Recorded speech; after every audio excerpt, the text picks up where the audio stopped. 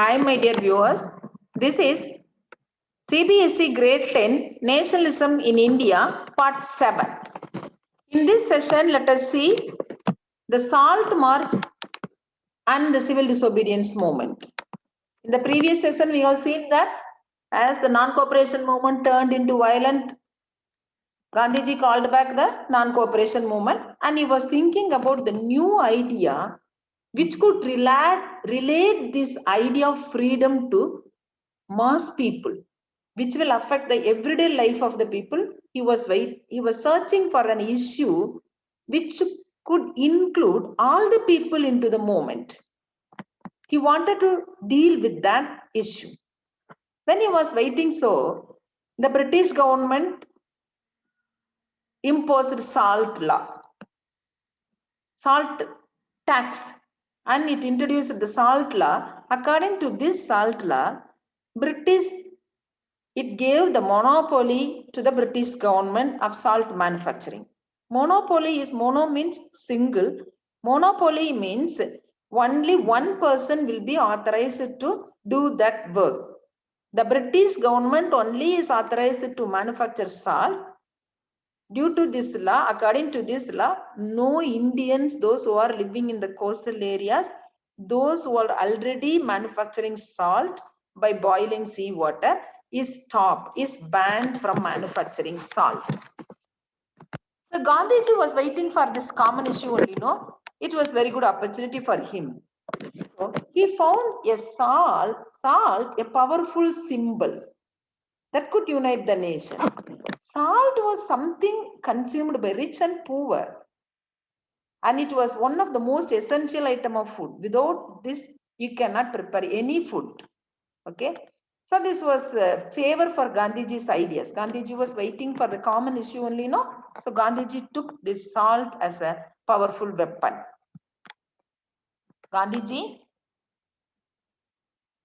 with this salt law, Gandhiji revealed the most oppressive phase of the British rule to the people. He wanted to express the most oppressive phase of the British rule to the common people. He wanted to mobilize more support. So what he did, he wrote a letter to Irvine, Viceroy Irvine. He wrote a letter to Irvine stating 11 demands. 11 demands. 11 demands included abolition of salt tax, and he included the demands of industrialists to peasants. He wanted to include all the people's grievances because he wanted to include all people into this movement. So he demanded 11 things in this letter to Irvine that should be meted out before 11th March. Otherwise, the civil disobedience movement will be launched. He stated in that letter. So 11 demands, if they were not meted out before 11th March, we are sure that we will launch civil disobedience movement, Gandhiji stated in that letter. That is, out of these 11 demands, abolition of salt tax was the stirring thing. Irvine was unwilling to negotiate. Irvine was not ready to negotiate with this letter. He was unwilling to negotiate. So Gandhiji declared Salt March, civil disobedience movement. So Mahatma Gandhi declared Salt March. Let us see what is Salt March. He started Padayatra from Sabarmati Ashram, which is his ashram in Gujarat, to coastal city of Dandi in Gujarat, which was 240 miles distance. So he started with 78 trusted volunteers along with him, and from Sabarmati Ashram, they started walking towards Dandi on the coastal area. They walked 24 days, 10 miles. Per day, 10 miles. 24 days, they walked 240 miles. Miles is greater than kilometer. Okay. So in the competitive exams, you will be getting a question 24 days, 10 miles per day. Alladu 10 days, 24 miles. They will be giving options in such a way to confuse you. You should be clear 10 days per day, 10 miles per day, 24 days they walk. 10 miles per day. Only 10 miles could be walked per day. So they walked 10 miles per day, 24 days they walked so, and they completed 240 miles walking. They cannot simply walking. And hearing the news that Gandhiji is coming to their area, thousands of people came to see Mahatma Gandhi. Thousands came to hear Mahatma Gandhi. Wherever he stopped, there was mass crowd. There was a crowd. So Gandhiji used this opportunity and explained the most oppressive phase of British rule and requested the people to disobey the government by peaceful method, not the violent method. So he told them what is meant by Swaraj. He explained the meaning of Swaraj and he urged the people to peacefully defy the British rule, deny the British rule. Whatever the law the British is implemented, you just deny the British rule by peaceful way, not in a violent way. So this was his idea. If he started walking, many people will come and visit him. It is a very good opportunity for him to mobilize the people and explain the British officials or oppressive phases and request the people to disobey the British rules in a peaceful manner. He used this. He reached Dundee on 6th April. 6th April, I told that what is the difference between non-cooperation movement and civil disobedience movement? Non-cooperation movement is simply refuse to cooperate with the government. Civil disobedience is further one more step ahead and it is violating the law, breaking the law. Breaking the law is an offense, but we have decided to break the law. Okay, this because it is unjust law. Salt law is unjust law. It is a livelihood for the coastal area people, those who were manufacturing salt by boiling seawater. That has been banned. So this is unjust law. Nothing wrong in violating this law. Okay, so Gandhiji decided to violate this salt law, and with this, he wanted to begin the civil disobedience movement. So the Salt March was seen as the beginning of the civil disobedience movement. They reached Dundee, and on 6th April, they started manufacturing salt by boiling seawater under the leadership of Gandhiji. And the same day, in Tamil Nadu, in Vedaranyam beach, Rajaji demonstrated this event. And seeing this British government was something feared. Not only with they were boiling, and Gandhiji requested other people also wherever they manufacture salt, as usual, they have started demonstrating this manufacturing of salt, and they have, as the movement spread, all the people manufactured salt and demonstrated it in front of the government salt factories. In front of the salt factories, colonial government salt factories, they have started boiling the seawater and manufacture salt. They demonstrated. As the movement spread, not only the salt manufacturing, everything, all laws were violated. As the movement spread, foreign cloth was boycotted, liquor shops were picketed, peasants refused to pay revenue. Previously, they were begging the government to reduce revenue. Now, they refused to pay revenue, Bakidan taxes, and village officials resigned. In many places, forest people violated forest laws. Who are you to prevent me to enter into my places? I will go to this place and that place, protected forest, reserved forest, this place and that place. So, forest people violated forest laws and going to reserved forest to collect wood and graze cattle. So, everywhere, the people violated all the laws. No one is obedient to the British government laws like Forest Law, Inland Immigration Act, this and that, everybody. Peasants refused to pay taxes. Forest people people violated the forest law and they have entered into the reserve forest. They started collecting the forest products and they started grazing their cattle. Liquor shops picketed, foreign clothes were boycotted, foreign clothes were burnt. So by all means, all the laws which was imposed by the British government against the Indians were violated. So this was a great shake for the British government, the colonial government.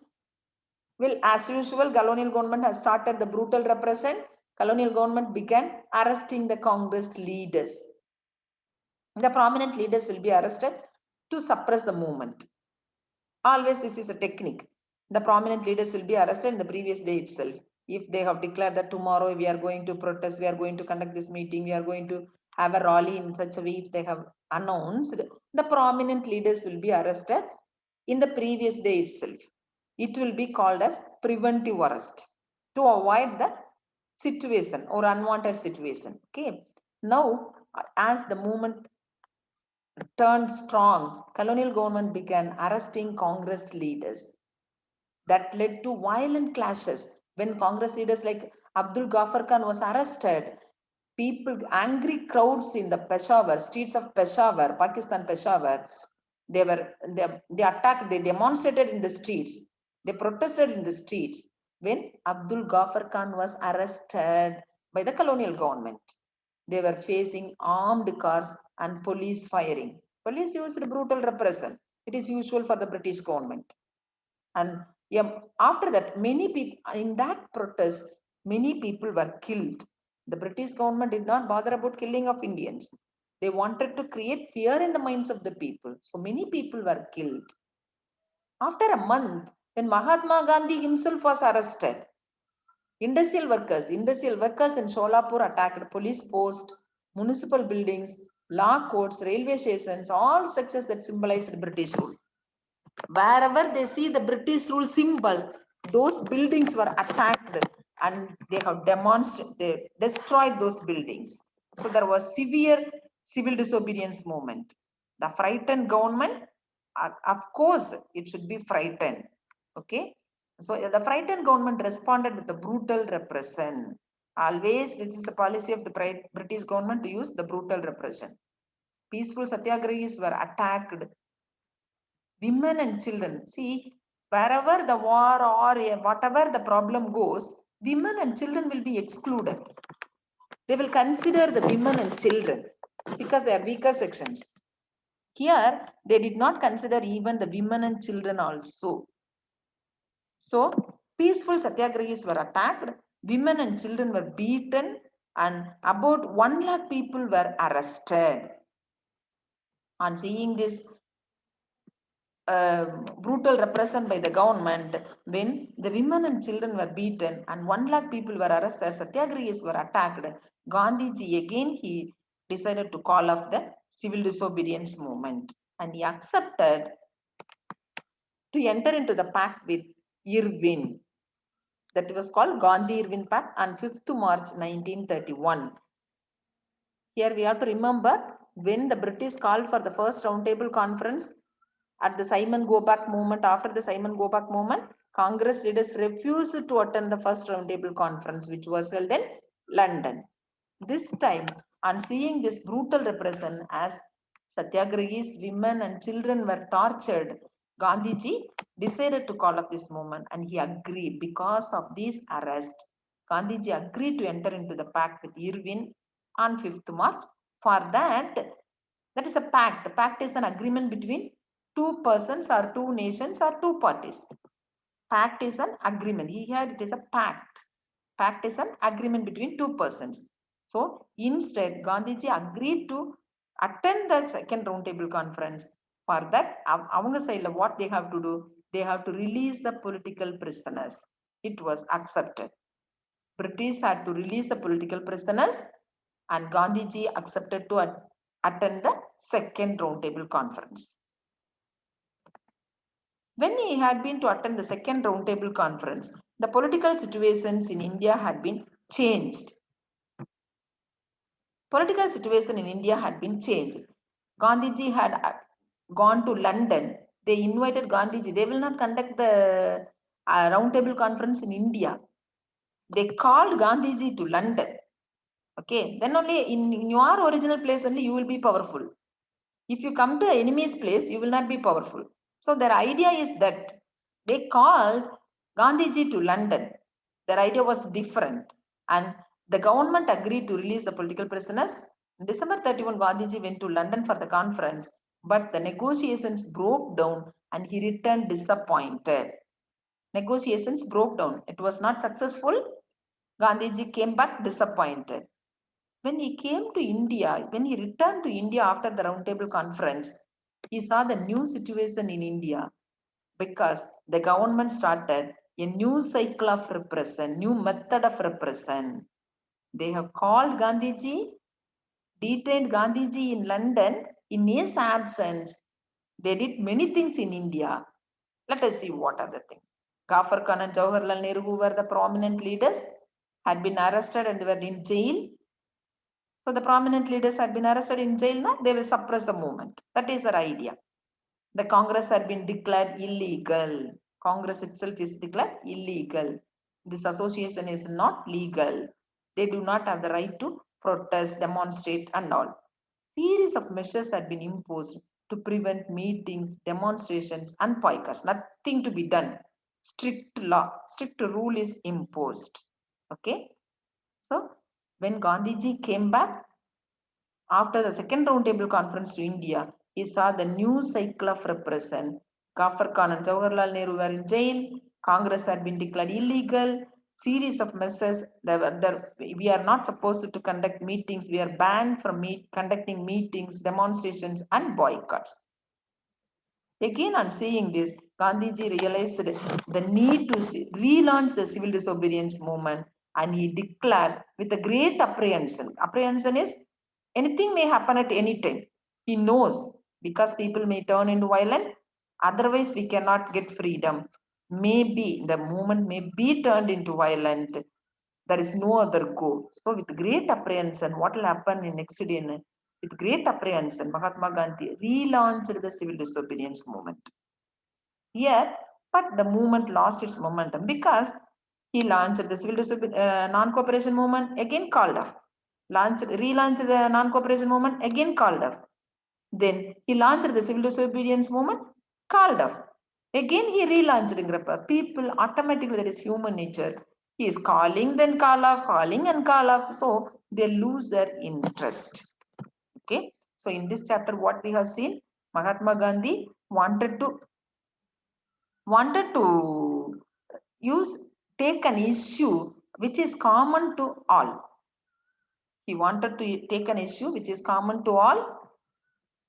At that time, when he was waiting for an issue, at that time the British introduced salt law. According to that salt law, British was given monopoly. Only the British government can manufacture salt.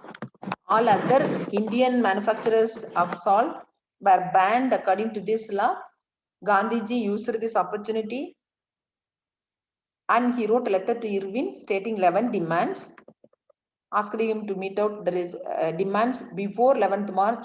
Otherwise, we will launch civil disobedience. He warned the Irvin. Irvin was unwilling to negotiate. So Gandhiji decided to start Salt March. Salt March is Gandhiji walked with 78 delegates from his Sabarmati ashram of Gujarat to Dandi, the coastal area of Gujarat. They walked 24 days, 10 miles per day, 24 miles totally they did walk.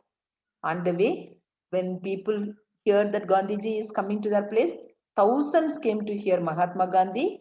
Wherever he stopped, Mahatma Gandhi utilized the situation and he explained the meaning of Swaraj to those people and requested the people and urged the people to defy the British rules peacefully.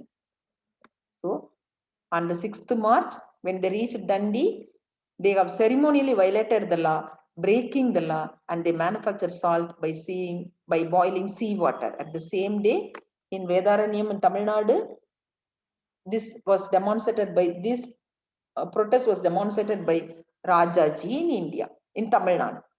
Okay, this was the beginning of the civil disobedience movement. What is the difference between civil disobedience movement and non-cooperation movement? Non-cooperation is just to refuse the cooperation, but civil disobedience is breaking the law, violating the law. As this movement spread all over the nation, people started boiling the water and boiling seawater and manufacture salt. Some people, they demonstrated in front of the British government salt factories. As the movement spread, foreign clothes was boycotted. Everywhere they started the British colonial laws, all the British colonial laws, which was Forest Act, Inland Immigration Act, this and that. So people, peasants refused to pay revenue and village officials resigned. Forest people violated the forest law and they have started going into forest, resort forest. They have started collecting their forest product and graze cattle. Foreign clothes were boycotted, liquor shops were picketed. So all over the nation, by all means, whatever the problem they had, all group of people opposed the British government by violating the colonial government laws. This was a great success for our Indian national leaders, and this was a threat to the British government. The colonial government began arresting the Congress leaders. Worried by the developments, the colonial government began arresting the Congress leaders. See, whenever the problem is going to be tense, it is usual to arrest the prominent leaders on the previous day itself in the name of preventive arrest. Okay, that led to when the the colonial government started arresting the Congress leaders. When the colonial government arrested Ghaffar Khan, Abdul Ghaffar Khan, angry crowd demonstrated in Peshawar, and they were dealt by the British government with armed cars and police firing, which had been resulted in killing of thousands of people. When Mahatma Gandhi himself, when Ghaffar Khan arrested, Abdul Ghaffar Khan arrested, this was a situation. When Mahatma Gandhi himself was arrested, industrial workers in Sholapur, they have attacked police stations, municipal buildings, law courts, railway stations, wherever they see the British symbol, they have attacked all the British officials, British officers and buildings. Now the government had frightened. The frightened government responded with the policy of usual brutal repression. Peaceful satyagrahis were attacked, women and children were beaten, and 1 lakh people were arrested. On seeing this as women and children, satyagrahis were tortured, Gandhiji decided to call off the civil disobedience movement, and he entered into the pact with Irving, agreeing that let me attend the second roundtable conference. Here we have to remember one thing. First roundtable conference was refused by the Congress people. Now he had agreed to attend the second roundtable conference. Instead, the British government has to release the political prisoners of 1 lakh. So as per this agreement, pact means agreement between two people. As per this agreement, Gandhiji had been to London to attend the second roundtable conference. First roundtable conference was denied, second roundtable conference. This was the idea of British government calling Gandhiji and detaining him there. Here they have decided to suppress this movement. Okay. So when Gandhiji had been to London, the negotiation was failed and he returned disappointed. It was not successful for Indians. When he came back to India, he could see the new cycle of repression adopted by the British government. Ghaffar Khan and Jawaharlal Nehru, the prominent leaders were in jail. Congress had been declared illegal and series of measures had been imposed to prevent meetings, demonstrations and boycott. And seeing this, so the main idea of British government is to suppress this movement. Okay. Now with great apprehension, Mahatma Gandhi relaunched the civil disobedience movement, but it lost its momentum. In the next session, let us see how the participants saw this movement. Different people, here also different people saw this movement in different way. Let us see in the next session.